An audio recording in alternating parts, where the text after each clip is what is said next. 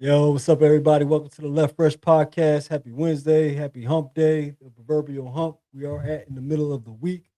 Been an exciting week in sports, especially in the NBA. If you just jumping on for the first time ever, I want to encourage you to hit the subscribe button, hit the like button, comment, share, tell a friend, tell a friend. It's the Left Fresh Podcast. You can find me on Wednesdays, 9 p.m. this time right here, discussing sports, particularly NBA. NFL. It's off season right now, but yeah, there's always some news going on, especially in the NBA. WWE content. Won't be doing anything WWE related today. It's mostly going to be NBA talk, a little bit of NFL as well. So much stuff going on right now. It's first, second day of free agency. So yeah, we'll be back at it with more WWE type of content later on in the podcast. Usually on Wednesday night, you can catch me here. Saturday, hip hop episodes, 10 o'clock p.m. Saturday Night Live, I like to call it. You can catch me then. Catch me on Instagram at This Is Left Fresh. You can catch me on TikTok at This Is Left Fresh as well. Without further ado, let's get it going though, man. It's been a busy couple of 24 hours or so, maybe 36. A lot of moves going on in the off season as far as the NBA. I've been staying tapped in with everything, all the updates and everything like that. It's going to be interesting um, start to the season with all these moves being made. Um, like I said last week, if you jumped on, you saw that we was talking about trades with Melo Ball going to the Minnesota Timberwolves. We were discussing, yeah, just a bunch of blockbuster trades. Giannis going to Milwaukee. A lot of stuff going on right now, particularly because of the tax aprons and teams trying to shed salaries, and then you know teams that have points with different players where they kind of have to make a big transition or a change, moving in a different direction and everything like that because of tax aprons and financial implications and contracts expiring and different things of that nature. So, got some big headlines to talk about. Some pretty big headlines since the last time we were on. Like I said, last week we were on. We were talking about LaMelo Ball going to Minnesota, and like I said, Giannis going to Milwaukee. That's still a talking point. But even now, you got more talking points added to that. So yeah, it's been a crazy off season. It's been a crazy month since. I mean, it's been a crazy month since the NBA Finals. I mean, the last couple of weeks since the NBA Finals concluded. Trades, draft, everything's been going on. So, without further ado, not so much going in chronological order, but just kind of like picking up where we left off last week. Like I said, we talked about LaMelo Ball. We talked about Giannis last week. Um, Monday, I believe, it was a couple of days ago. Memphis, and I was questioning last Wednesday when John Morant was going to be traded because I figured at any point he would be traded. And sure enough, he was traded to the Portland Trail Blazers straight out for Jeremiah Grant and Chris Murray. A lot of people were expecting a gang of draft picks and everything like that. John Morant's trade value is not at his highest. He's not very much. He hasn't been healthy in the last couple seasons. His game took a step back in a new system with a new coach last year that kind of limited what he can do. Plus, like I said, he's been on minute restriction as well. So many people haven't seen the best of John Morant in quite some time. Uh, a fresh start in Portland. A lot of optimism there that hey, he could possibly do something there. But it's a tough situation in Portland right now. That's a tough situation to get traded to. I mean, you got Damian Lillard somewhat coming back. You got Drew Holiday's a lot older now, and you got Scoot Henderson, who's young but hasn't quite turned the corner to meet expectations, being drafted there. So, I mean, to the optics, it looks like man, they just threw him into a point guard wasteland, like what Chicago was last season at the end of the season after the trade deadline when they had all those point guards and no bigs and everything. That's kind of what Portland looks like now, except Portland actually has a decent young core around them. I mean, they're a couple of steps away. Dini Avdija is probably looking like, all right, which one is my point guard? Donovan Clingan is looking like a solid up and coming center in the league. He was just finishing his second season. Portland already made the playoffs in the first round. Got eliminated by the Spurs, who eventually went to the finals. So they honestly they took a step forward this year. New ownership kind of did some things that a lot of people are objecting to, as far as stadium, different accommodations as far as stadium go. They ran off coach Tiago Splitter. He's going to coach in Chicago. Yeah, Portland looked like they took some steps forward, but I'm not sure if they're continuing to take steps forward. Right here, this kind of complicates things, and bringing John Moran into this situation is kind of kind of odd as well. So uh look like Memphis just oh, you want them? Cool. That's kind of the take I got from Memphis is like, hey, let me just if we can unload them, we can unload them. You know, in today's NBA landscape with tax aprons and restrictions, where it's really, really hard to just add stars to other stars, it's really hard to look at a star that you really can't build around and keep them. I mean, then Ja Morant's contract, his rookie extension is pretty hefty as well. It's not a super max, but it's still a max rookie extension. And it's like, you looking at that, and then you're looking at that expiring soon, extension for that. You know, Memphis couldn't get rid of Ja Morant quick enough. And I mean, I know New Orleans is jealous. I know the Pelicans are jealous because I know if they can't get rid of Zion fast enough. Zion would have been gone if there was a market for him. Ja Morant would have been gone if there was a market for him. He ended up in Portland with two other point guards that are two different versions and not themselves. You got Damian Lillard, great shooter, not the same Damian Lillard. I mean, two older point guards. I mean, and Ja Morant's basically getting traded off like an older point guard. You know what I mean? That's a real red flag. I know there's a lot of fans that have an optimism. Oh, this guy used to be, he's supposed to be the face of the league. Listen, Ja Morant had a lot of potential, but last 3 years does not look like potential.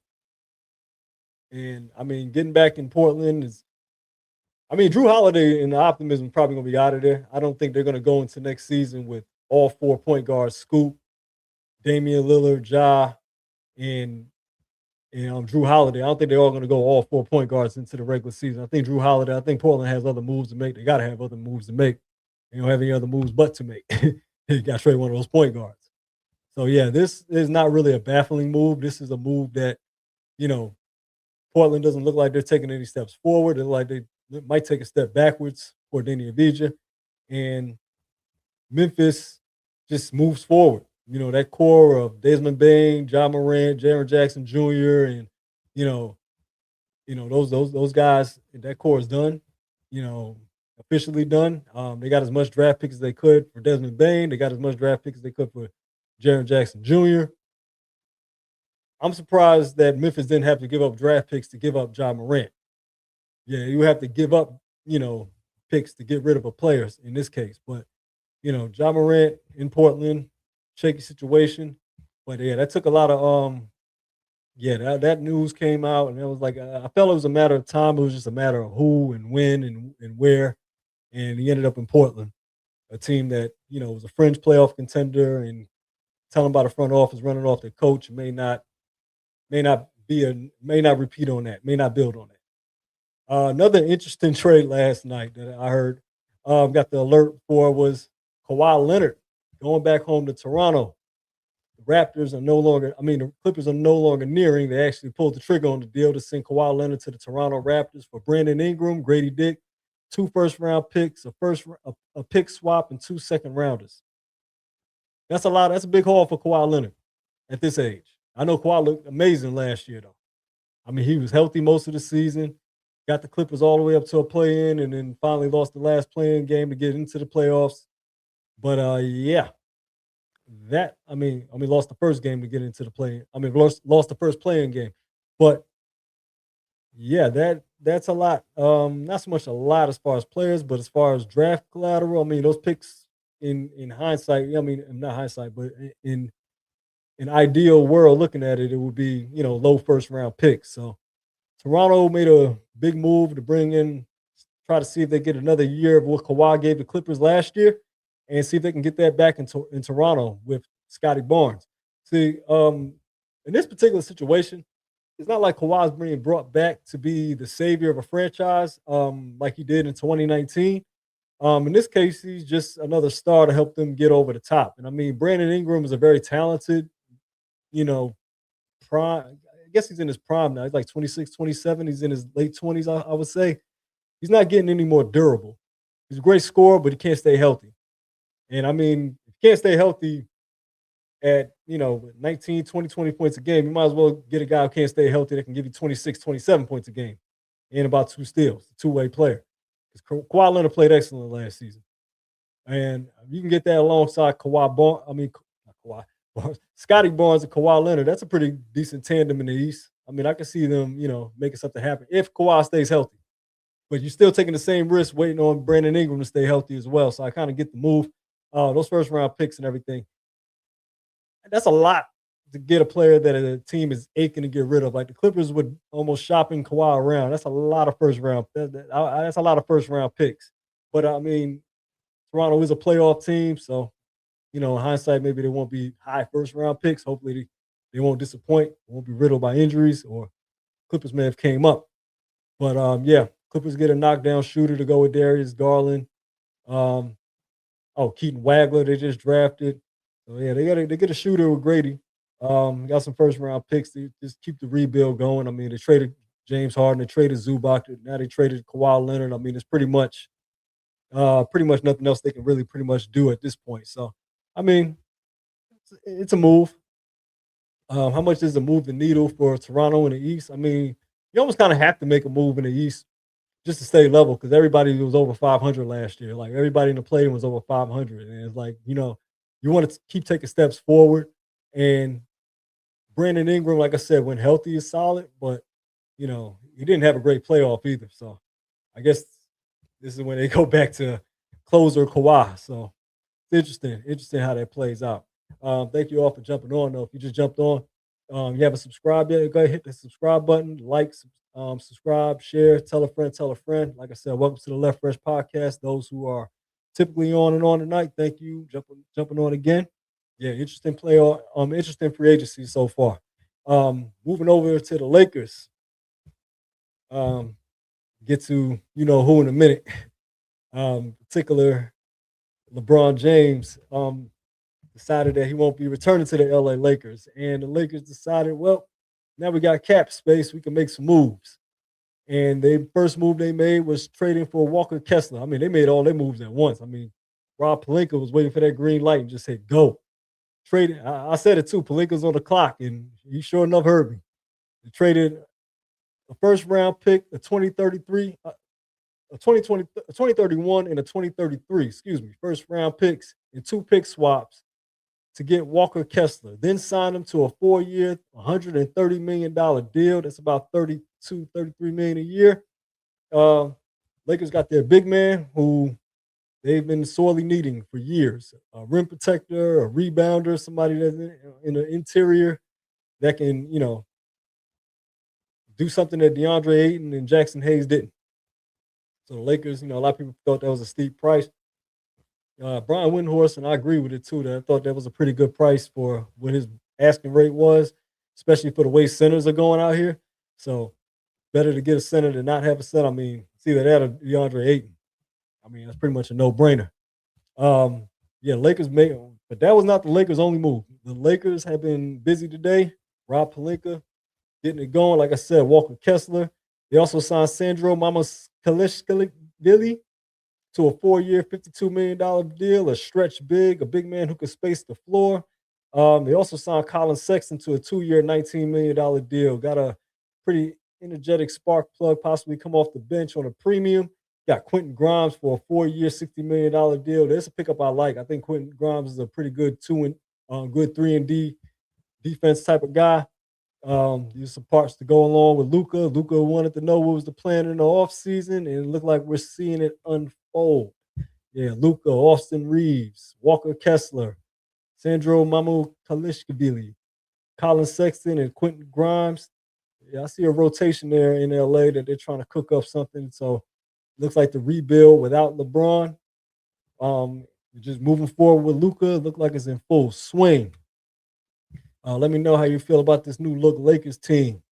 Um, Speaking of LeBron, what's next for him? Pretty much a day and a half after announcing that he will no longer be playing for the LA Lakers, LeBron James, unrestricted free agent, and the rumor mill has exploded as expected. Everybody is on there, or everybody's out here questioning now, where is LeBron going? What is LeBron's next move? Many sources have narrowed it down to these three teams. These are the three teams that many analysts, pundits, and insiders are all discussing that may be LeBron's choice. of team to start his 24th season with. One is which two of which are teams that he's played with before. Everybody's romanticizing the reunion in Cleveland. LeBron James possibly coming back to Cleveland for his third stint as a Cleveland Cavalier, the team that drafted him, the team he brought a ring to in the second stint, and now possibly rumored to be a destination yet again. Another rumored destination, a familiar place, the Miami Heat, who have now acquired Giannis, who now have Bam, who now have Bobby Portis. Many are lobbying for LeBron to go back there to give them to fill a void that they possibly need somewhere around the perimeter on the offensive end, who can possibly facilitate for them and make all of his contributions that we're known for him to make. Um, Many people consider this a long shot, but I think, honestly, me, my personal opinion, I think a lot of these are long shots. It has to happen, just for me to see how it works out. LeBron James is one of those type of players that, you know, these type of moves, what his next move is always going to keep people in question and wondering. And then, of course, the most rumored place, the most speculated place, everybody considers the most fun destination, the Golden State Warriors. LeBron James rumored to join his former arch rival and also friend Draymond Green, Steph Curry. Here's a particular detail to this that makes this trade really, really much a long shot, but it is fun. LeBron going to Golden State seems like a lot of fun. Him going to Golden State with Steph, um, Anthony Davis, and Draymond Green, and whatever else they got left. Because believe me, they don't have any. They wouldn't have anything left. Anthony Davis is going to be the fourth highest payroll. Fourth highest salary in the NBA. Steph is going to be the highest. All right, putting those two together leaves little to nothing. And even with the pay cuts and everything else, the Warriors will be strapped to put those four together. Also, reports are also stating from the Washington Wizards that the Wizards are shutting down all trade talks involving Anthony Davis. Anthony Davis will remain a Washington Wizard through the start of the season, according to Mark Spears, who got that report from the Washington Wizards front office. So, not sure how much legs this story has of him going to Golden State, but rumors are also being shut down as well. But is there still a possibility that LeBron can end up in Golden State despite AD?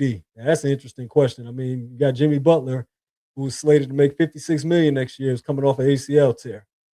You don't have much depth on that Golden State Warriors team. You would pretty much be relying on LeBron and Steph performing magic at their age. When Steph is 38, 39 years old, LeBron is 41. It would take a lot of magic and at almost 40 minutes a game to keep LeBron and Steph, they put up LeBron and Steph to keep the Warriors sustainable throughout an entire NBA season and possibly a deep postseason run. Even with Anthony Davis, to be blunt, that Warriors team qualifies for AARP. Just as much as they qualify for any type of ring. So to me, I think all three of these teams are obviously kind of long shots. If they pull it off, I would have to see how it would be done. Looking at Miami, Giannis has a big contract. I know LeBron is eager, willing to take a mid-level exception, looking at the teams that he's looking with to join. Sources are speaking out saying that he wants to play meaningful basketball. To me, that just says winning basketball. He wants to play on a winner. He wants to play on a competitive team. He's not going to just join any dumpster fire just for the love of the game. But yeah, as far as competitors or contenders, the question would be what contender really has the flexibility, really has the which team really makes basketball sense as far as contracts flexibility in regard to just basketball fit. And I've heard people whisper Spurs. The Spurs, young team doesn't pretty good on cap space, and LeBron would fit like a glove with a young Spurs team with Victor Wembanyama, Stephon Castle, Dylan Harper, a young team. Possibly move on from from De'Aaron Fox, but yeah, if LeBron wants to go to a competitive team, like a team that actually really wants to win, I mean, really wants to actually make a deep playoff run, it has to be probably a younger team, a team with a younger star. And honestly, he had that in LA with Luca. You know, going elsewhere, going with Steph Curry. Listen, LeBron and Steph have had durability issues. I don't know playing alongside each other could possibly, make it easier on them. But I mean, that's a lot of age to put on him, man. I mean, I understand chemistry, but that's a lot of expectation for chemistry at that age, in this day and age, in this day and age of cap room, like cap restrictions. It's not about the talent; it's about the cap restrictions and stuff. I mean, ended up in Golden State. Like I said, if you don't move Jimmy Butler, that's a big salary on there. That's pretty much, I don't know what he's going to be when he gets back, or if he gets back. Steph Curry, like I said, going to be the highest paid player in the NBA. You're limited. I mean, you're really going to, the irony is that when with LeBron, he's playing well for his age, right? He's playing miraculously well at his age. At the same time, he shouldn't be held to the expectation of really anything at 41. Well, guess what? If he goes to Golden State on a team where the roster is pretty much completed and top heavy, he's going to be relied upon again unnecessarily. Cleveland, um, they're over the second tax apron. They're still negotiating with James Harden on a long-term deal. He's not walking. You still got Donovan Mitchell, still got Jared Allen, still got Evan Mobley. People are rumoring Evan Mobley to be traded. None of those parts are gone. So I'm not sure what cap space the Cleveland Cavaliers can work out under the second apron to bring in LeBron. So yeah, that's another interesting scenario I like to see work. And then, like I said, Miami, um, that's honestly probably the most feasible fit. I mean, with him taking less, but Miami's not. I mean, many people debated that Miami's not exactly further along to be a competitor with just Giannis, Portis, and Bam Adebayo. And they lost Norman Powell. Norman Powell, I thought was probably their only hope of making them even closer to competing seriously, but he just went to Chicago for a big deal. So yeah, Norman Powell's not coming back either. So this is one of those stories you gotta, LeBron is once again this kind of Pandora's box of where's LeBron going, because it's not like he could just go anywhere. And in this particular instance, this it's not like you can go really anywhere. So yeah, of course we're all gonna be following along. We're all gonna be following the updates and everything of that nature. Y'all let me know in the chat, or let me know in the comments what you all think. Where do you think LeBron might be going? Is it anywhere that everyone is talking about, or somewhere that nobody's talking about? Because one thing about LeBron, he still manages to find a way to surprise people. Even when you kind of have an idea what he's doing, the way he goes about it will still surprise you too. So, I mean, we've seen the man take his talents to South Beach. We've seen him go home, and we've seen the big Hollywood arrival in LA too. So, um, nevertheless, one thing you can pretty much expect is that it's gonna be it's gonna be big headlines everywhere, and it's gonna be all over the place. So, I'm gonna follow along with that. And in the meantime, we really don't have anything unless he's retiring, which I mean, I think everybody's kind of expecting a farewell tour at this point, or he's still playing too well to just walk away now. But I mean, he is tired of going to Memphis and Milwaukee and different cities too. So I mean, I'm not ruling that out either. Until I hear anything that how it's done, it's gonna be a mystery, the enigma that comes with LeBron James. But and then yes, this I mean, literally maybe 2 hours ago, big headline announced in a head scratching move. The Philadelphia 76ers, and not the head scratching on Philadelphia's part, more or less on Boston's part. The Boston Celtics have traded Jalen Brown, who everyone felt was next to be traded after Giannis was traded. After Boston kind of missed out on that trade, have traded him to the Philadelphia 76ers of all teams for Paul George, 2 first-round picks, and 2 second-round picks.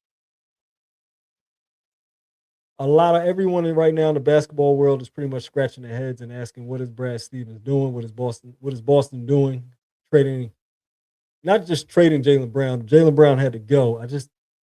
I don't think anyone had this type of deal in mind for Jalen Brown as far as compensation. Um, Paul George, who at this age in his career has had a lot of injuries. Um, yeah, this is a puzzling move, and then the first round picks. I mean, this tells me that Boston was just saying, just get rid of him, just get rid of him. And I mean, Paul George is not an expiring salary either. He has a player option next season. So the plan to, just maybe get rid of Jalen's salary, that didn't even come out right. I mean, at least not for another year and a half. I mean, a player option, that's Paul George's choice, and I don't think he's turning that down. That's probably gonna be his last player option he's gonna have in his career. So yeah, this is definitely a puzzling move for many people, but this just tells me they'll take anything. And maybe teams were not offering the house for Jalen Brown. Possibly because everybody knows that Boston was dying to get rid of him. Kind of hard to get a great package for a player that everyone knows you want to get rid of. And, I see the pieces about Jalen Brown, calling out MB for flopping and now they're teammates. And some people saying, oh, Jalen Brown, he's a professional. He can put that behind him. I mean, I'm pretty sure they can play together and all that. But, you know, Celtics pretty much moved him as if, he was almost like I mean, and honestly, let's be honest, there's no way the Celtics could bring Jalen Brown back this season. There was no way. He had to go. He had to go. I think the question is, why would you trade him to a team that just sent you home last in his playoff? Why trade him to Philadelphia of all teams, a division rival? Like I said, the team that eliminated you from the playoffs. And you really didn't get much compensation. You really just took the downgrade of it.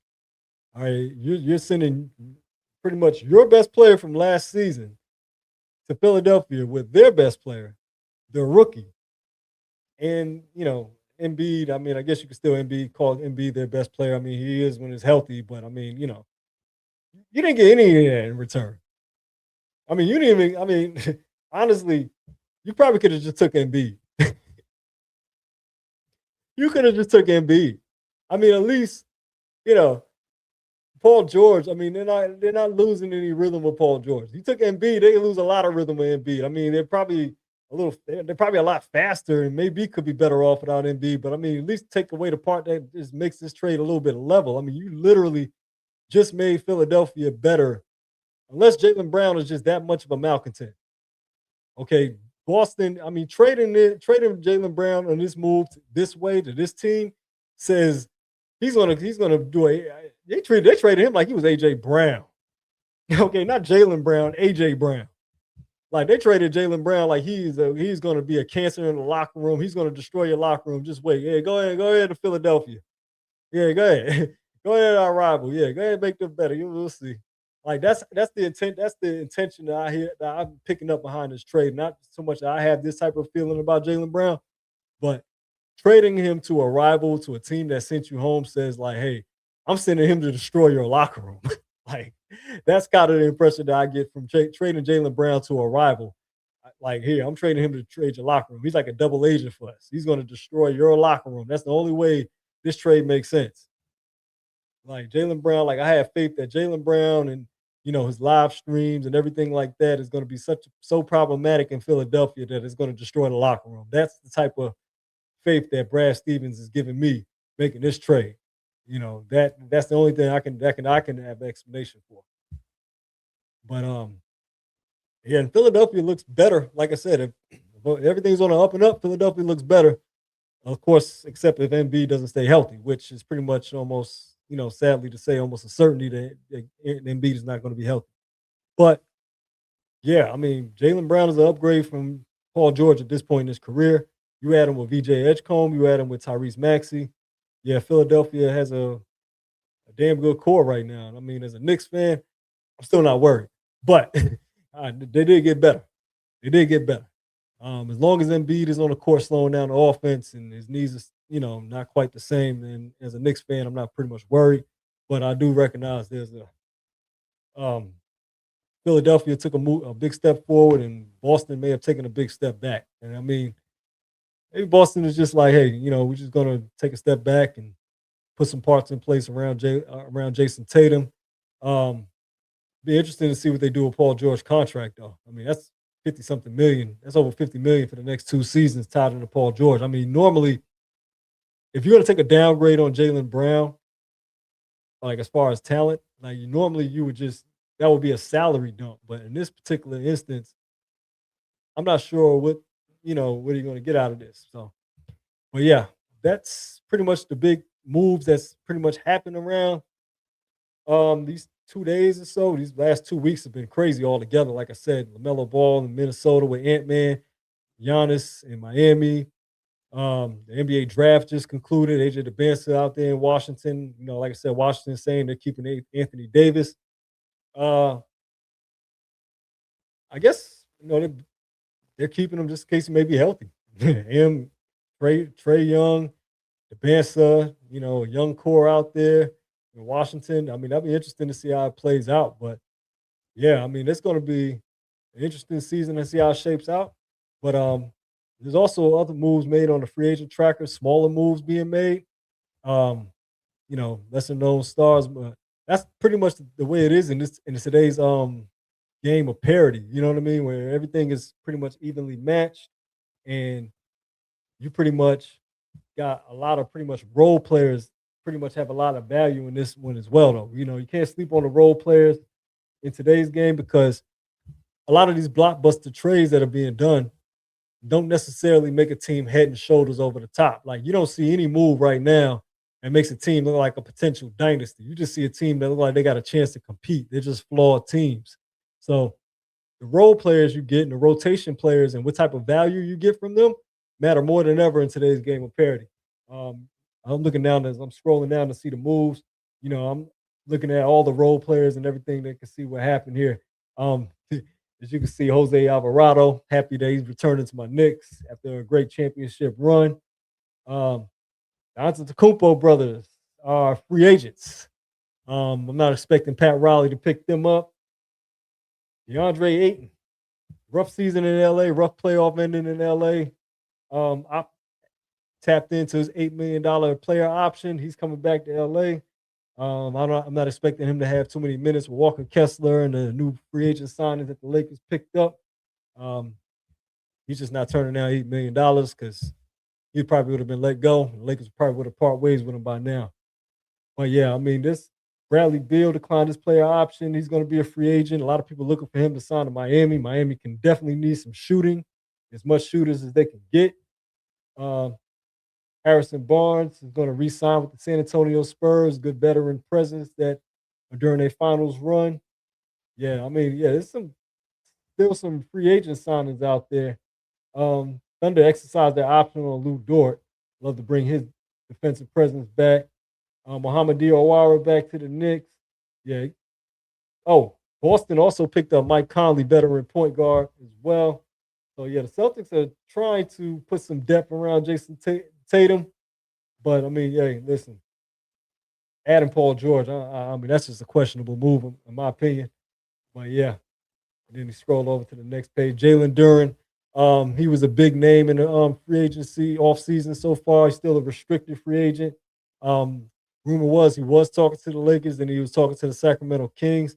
Looks like now the Pistons are probably prepared to give him an extension or match whatever offer he gets. So he'll be back despite a rough first playoff appearance. I mean, not first playoff appearance, but a playoff appearance for him. But, he's only 22 years old, so plenty of time. Keon Ellis is a solid shooting guard signed with the Brooklyn Nets. Yeah, some moves pretty going on right now. There's still more to make. Draymond Green declined his player option, probably take less. Who knows what moves Golden State got going on? Like you said, like we just read, Washington not exactly willing to let go of Anthony Davis. That remains to be seen. James Harden declined his player option. Rumors are that he's working on a long-term deal with the Cleveland Cavaliers. Interesting to see how much less if he's willing to take less, so LeBron can go back to Cleveland. Like I said, a lot of things up in the air right now. To the Galaxy 3, what's good, man? Welcome, man. Appreciate you jumping on. Yeah, thank you. Yeah, we're just talking about these free agent moves going on in these trades, man. Let me know how you feel about the Jalen Brown trade to Boston or, the John Morant trade to Portland. Oh, man, it's going crazy right now, man. And then Kawhi Leonard back to Toronto. Let me know where you think LeBron is going as well. But yeah, it's a lot of moves going on. Oh man, yeah, it's a couple more free agents, role players moving along. Yeah, yeah, thanks, man. Yeah, it's a crazy off season. Yeah, exactly. And it's like, like I said, the best part is you don't have a clear cut contender, top contender outside anything new, even though all of these moves are made. But yet, you still feel like a lot of these teams now have a shot with the moves they made. That's the type of parity you have right now. I mean, yeah, LeBron to Golden State. Hey, listen, I think everybody want to see LeBron and Steph. A lot of people want to see LeBron and Steph somehow, some way. Rumors and reports are saying that Anthony Davis has to be traded there to make it happen. Um, that's going to be tough to do, but at the same time, I think LeBron and Golden State are still on the table. Just like I said, with Cleveland and Miami, maybe another team under the radar trying to make the swoop in as well. So yeah, I mean, it's going to be interesting. It's going to be interesting. I mean, the next couple of days and weeks, possibly, yeah, it's definitely going to be a lot going on, man. Um, More role players in the move. Ryan Nimhard going to the Mavs. NBA wrestling. Oh yeah, definitely, man. Definitely, definitely. I'm gonna reach out to you, man. You can find me on Instagram too. Yeah, you can find me on Instagram, man. This is Left Fresh. That handle right there, you see? This is Left Fresh. You can definitely find me on there, man. Definitely, man. Definitely look forward to talking to you, man. Yeah, absolutely. But yeah, I want to see a couple other moves. I want to see. Jonathan Kaminga declined his option in Atlanta, and I know he's looking for like 30 million a year, and there's a chance that the Hawks may not re-sign him. Yeah, yeah, yeah, definitely, man. I look forward to it, man. Definitely. Um, Yo, man, and then where you think Jonathan Kaminga's headed to? That's gonna be interesting. Got traded from Golden State, had a pretty good showing in Atlanta. Now he's a free agent, unrestricted free agent. Where he goes can be pretty interesting as well. A lot of teams can use a good wing. Um, Probably give you a good solid 20 points on 18 to 20 points. So yeah, I mean, there's some solid free agents out here that can make a big impact on the right team and the right core. And when you see some of these big time trades, yeah, yeah, I heard the Kings and the Lakers, and now the Bulls got Powell, got Norman Powell. So I'm not sure about that one, but yeah, yeah, Kings and Lakers definitely got interest in Kaminga, especially all the cap space the Lakers have cleared up. Kings definitely got a lot of cap space too, especially to build around Darius Acuff. I can see Jonathan Kaminga heading to Sacramento, probably getting a starting spot out there with Levine and Acuff. Yeah, that's definitely a good nod right there in that direction. I can definitely see that happening. Anthony Simons is an unrestricted free agent. He's an instant scorer that can put up some buckets. Marcus Smart went to the Rockets. He added some defense. Going to be back there with Van Fleet, who's coming back off an injury. We all know the Rockets definitely needed some guards. So yeah, yeah, this is definitely Nikola Vucevic going back to the Magic, veteran center. He can stretch out the floor too. Yeah, Nick Richards is going to be interesting to see where he goes. Hey, thanks, man. Thanks, definitely, bro. Yeah, I'm definitely looking forward. Austin Reeves, you all know Austin Reeves returned to LA, big contract, 4 year, $212 million contract. Yeah, man. I feel like we could thank all the tax aprons for all of these, man. All these teams trying to get under the tax apron and make deals and everything.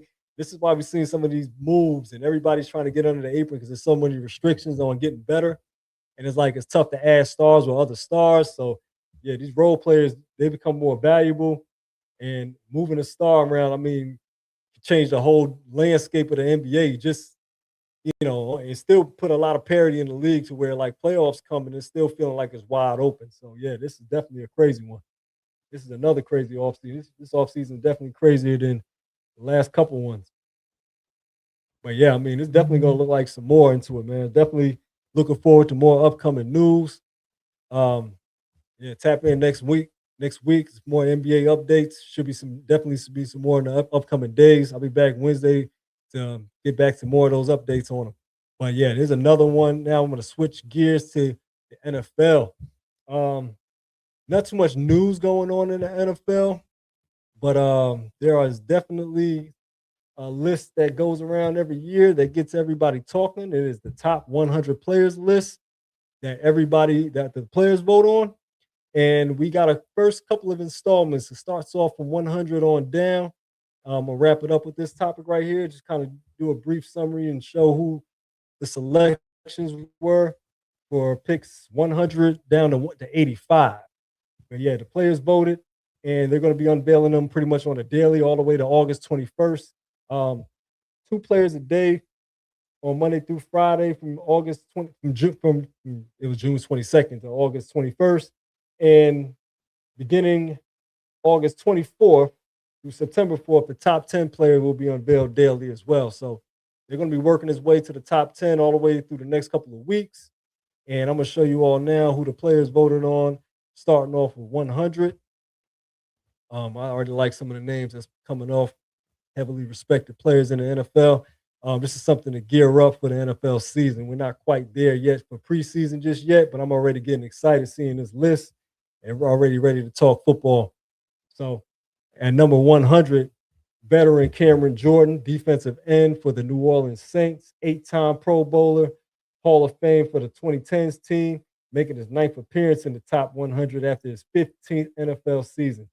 Many speculate that this may be his last season. He turns 37. He re-signed with the Saints for many call with the final season. He had 10 sacks in 2025. That was the most in his campaign since 2021. I mean, he still got it. I mean, yeah. Cameron Jordan still an elite pass rusher. Man, I got you, bro. Thank you. Thank you, bro. Yeah. Cameron Jordan at 100. At number 99, we got Quentin Nelson. He was the number 16 overall pick of the 2018 draft. I always wanted my Giants to pick him up. We always needed an offensive lineman.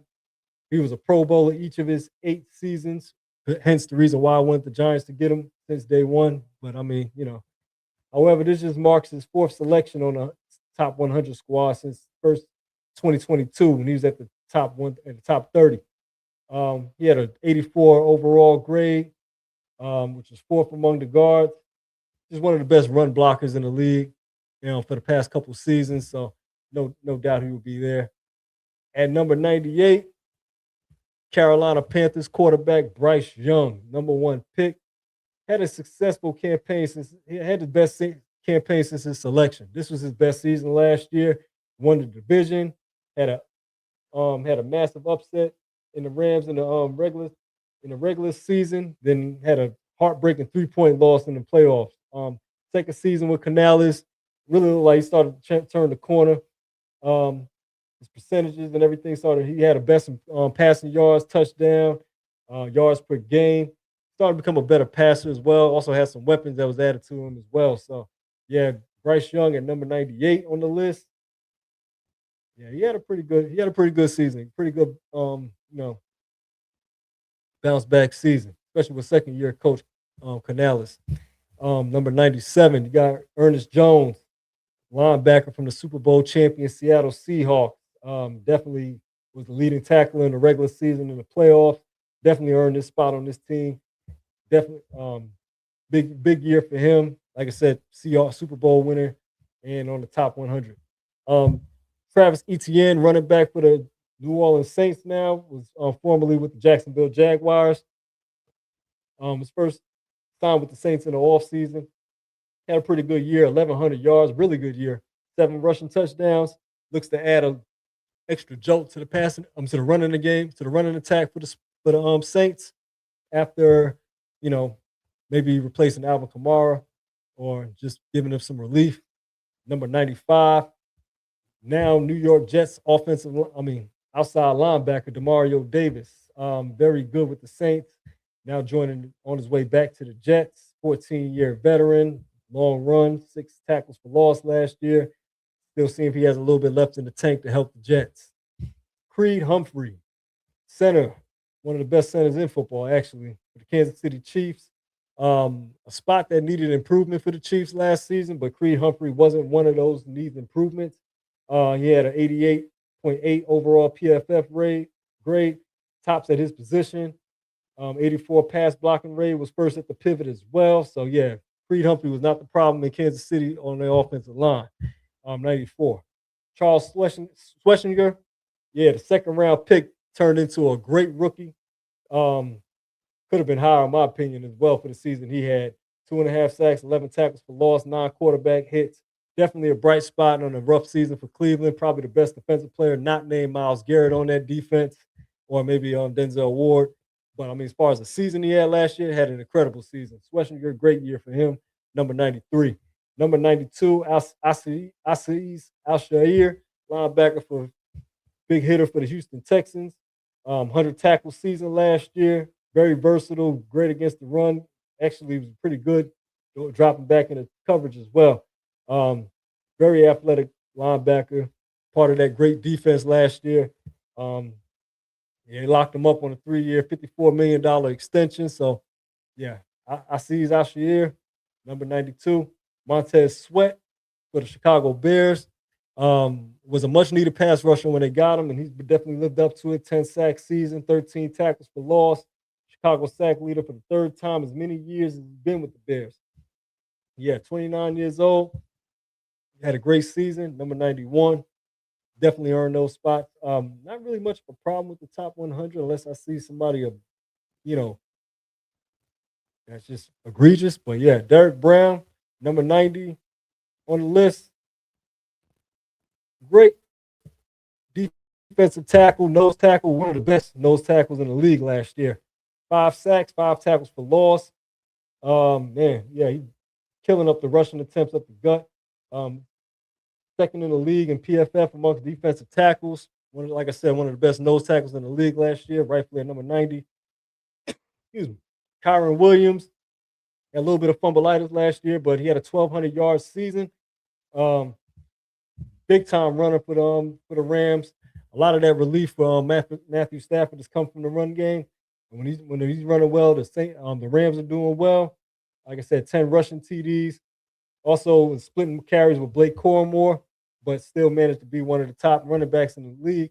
So yeah, number 90, you got Kyron Williams, got Jack Campbell, linebacker for the Detroit Lions. Rough season for the Lions last year, had a lot of injuries, but he had 5 sacks, 9 tackles for loss, Pro Bowl and All Pro last year. So yeah, he definitely did his part on that defense and had a great season. At number 87, just like I said about Bryce Young, number 87, the rookie wide receiver that he picked up this season. Carolina got him one with this one. 1,400 yards, 7 reception touchdowns. Yeah, definitely.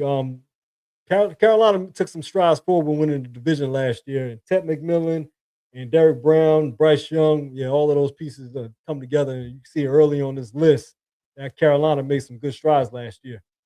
Tuli Tuipulotu, linebacker for the Chargers. Like I said, a lot of injuries last year for the Chargers. Chargers are usually pretty much have bad luck with injuries, but he had 13 sacks, 20 tackles for loss. Had a great season as an edge rusher, getting to the quarterback, doubled his career total. So yeah, he made his way up the list.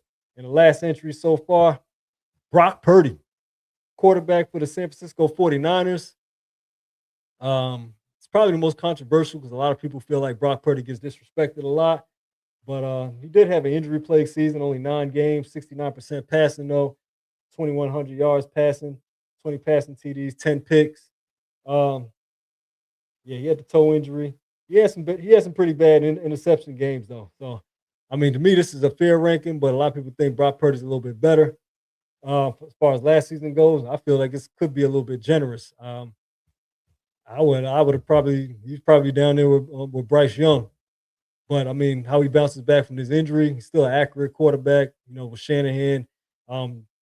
Really funny to see what San Francisco got in store for what the 49ers got in store for us this season because they made some questionable moves in the draft. Haven't seen anything go great in the offseason as well. So, Christian McCaffrey comes back a little bit older. And then Bryce Young, hopefully he can stay healthier this year for them. So, but yeah, it's definitely going to be interesting seeing how the top 10 NFL top 100 players list continues to play out. I know there's going to be some feuds right now. I don't think there's too much to go against, but there'll be more discussions. And next week, I'm going to have some more interesting topics as well. Like I said, I wanted to get some of this off-season kaboom out the way. A lot of the off-season moves and everything, so much to talk about. I didn't have much time to give you my innovative topics to discuss, but it's a busy off-season. got a long off season ahead of us. Got a couple more episodes ahead of us. So yeah, there will be some more interesting topics, stuff that we can really get into. Some all time great discussions, maybe an all time great power forward at their position, or all time great, stuff to argue about a little bit until the season starts.